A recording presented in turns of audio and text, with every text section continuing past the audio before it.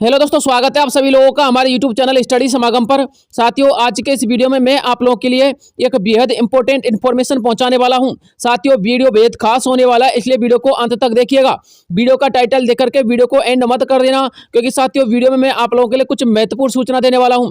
साथियों, आपको पता होना चाहिए शर्मा जी की पहली कैबिनेट बैठक का आयोजन होने वाला है और सभी को गुड न्यूज देखने को मिल सकती है, क्योंकि साथियों इस बैठक के अंतर्गत प्रदेश के विभिन्न मुद्दों को रखा जाएगा। साथियों, इस बैठक में जिन मुद्दों को रखा जाएगा उसके संबंध में मैंने आपको एक छोटा सा आर्टिकल नोट डाउन कर दिया है। वीडियो को देख लीजिएगा, वीडियो का एक एक स्टेप समझ लीजिएगा। वीडियो में खास अपडेट के लिए मैं आपको ये इन्फॉर्मेशन लेके आया हूं। साथियों समझिएगा, मुख्यमंत्री भजनलाल शर्मा जी की पहली कैबिनेट बैठक का आयोजन 18 जनवरी को होने जा रहा है, जो कि शर्मा जी के जीवन की पहली और अहम बैठक है। सूत्रों की माने तो इस बैठक में भजनलाल शर्मा जी राजस्थान सरकार के तथा आम जनता के बहुत सारे मुद्दों को रखने वाले हैं और उन सभी पर निर्णय भी लेने वाले हैं, जिनमें कुछ मुद्दे इस प्रकार हैं। साथियों, कौन कौन से मुद्दे हैं उन सभी को मैंने यहाँ पर नोट डाउन कर दिया है। जिनके संबंध में हमको जानकारी मिली थी वही मैंने यहाँ पर नोट डाउन किए हैं। हालांकि साथियों, इस बैठक के अंतर्गत बहुत सारे मुद्दों को उठाया जाएगा, लेकिन साथियों वो तो बाद में ही पता चलेगा कि 18 जनवरी के बाद क्या निष्कर्ष निकल के आता है। फिलहाल में साथियों आप लोग देख लीजिएगा, किसानों के संबंध में वार्ता होगी, जिसमें किसान कर्ज विधेयक तथा उसके संबंध में और किसानों के लिए जो महत्वपूर्ण केंद्र की और राज्य की वित्तीय योजना है उनके संबंध में विशेष चर्चा की जाएगी। देखिए साथियों, मैं आप लोगों के लिए किसानों के संबंध में अपडेट अक्सर देता रहता हूं और साथियों मैंने आज के जो सुबह का वीडियो बनाया था उसमें मैंने आपको किरोड़ीलाल मीणा जी का एक बयान बताया था।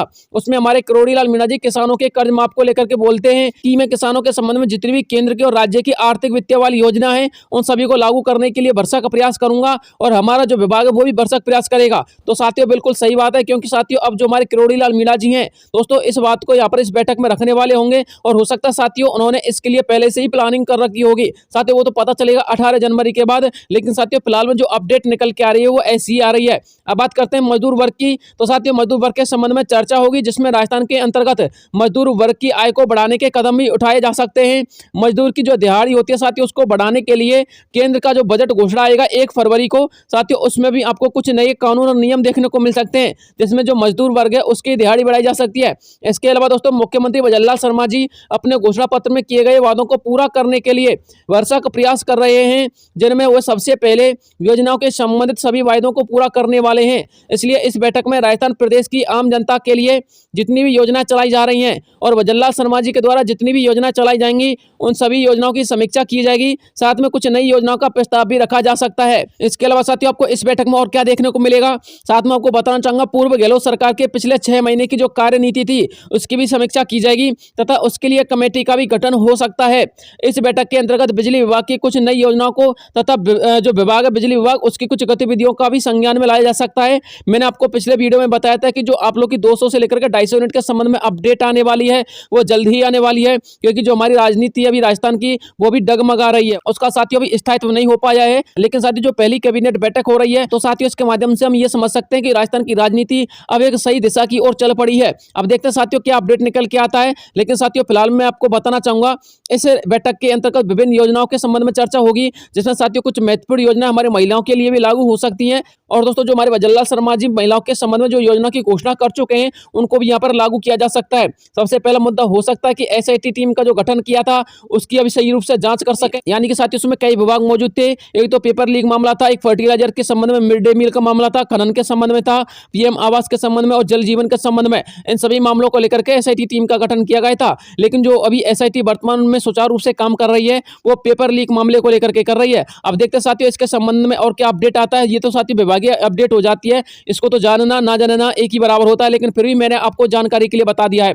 साथ में दोस्तों जो 6 लाख महिलाओं के संबंध में अपडेट आने वाली है वो भी आपको जल्द सुनने को मिलेगी। मैं आपको कई दिनों से बता रहा हूं कि लखपति दीदी योजना का जो शुभारंभ है वो होने वाला है, क्योंकि इसका पोर्टल वर्तमान में बनाया जा रहा है। इसके अलावा साथियों किसानों के संबंध में भी अपडेट आ सकती है, क्योंकि दोस्तों आपको पता होना चाहिए किसानों की जमीन का उचित मुआवजा देने के लिए एक मुआवजा नीति बनाने की भी घोषणा की गई थी। तो हो सकता है साथियों इसके संबंध में कोई नया नियम आपको देखने को मिल जाए और मुख्यमंत्री प्रधानमंत्री जो आवास योजना है दोस्तों इनके संबंध में भी आपको अपडेट देखने को मिलेगी।